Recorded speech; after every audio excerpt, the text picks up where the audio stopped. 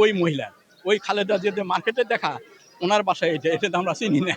বাসায় নক করছি, উনি দরজা খোলার পরে উনিই খুলতে আসছেন।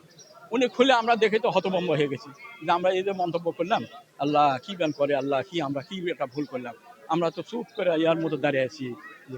তো উনি একদম হাসি করে, বাঙালি ছেলে তো ইসিটা ফাঁকা, আসো।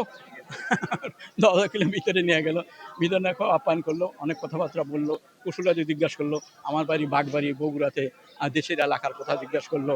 তো এই জিনিসগুলো যে এত আন্তরিকতার সঙ্গে, এই যে কুল্ল মুসলিম আর উনি একজন মুসলিম, আল্লাহর বিধান আছে ওনার ভিতরে, কোরআনের সুন্নাহ আছে, রসুলের আদর্শ আছে। তাছাড়া এরকম কথা তো বলতে পারে না। আমাকে ধমক দিয়ে তারাও দিতে পারতো, খারাপ কথা বলতে, কিন্তু তা করলো না।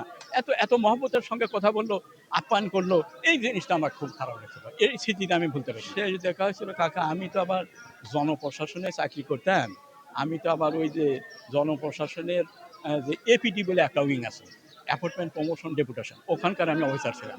তো ম্যাডামের কাছে যে ফাইলটা যায় ওটা হচ্ছে আমার মাধ্যমে যাইত, আমার সেকশন থেকে যাইত। এই অনুবাদে ওনার সঙ্গে মাঝে মাঝে দেখা হতো, এত সুন্দর আচরণ করতেন। এবং এবং আমি কি বলবো, এবং কোনোদিন জিজ্ঞাসা করতো না, যেটা দিতাম ফাইল ওটাই উনি যে তোমার ফাইল। বাংলাদেশে তো কত দল, যে দলই করুক, যে মতই প্রকাশ করুক, যেভাবে রাষ্ট্রের দেশের উন্নয়ন করে থাক, কিন্তু আল্লাহর বিধান অনুযায়ী যে করতে চাবে তাকেই আল্লাহ সাহায্য করবে।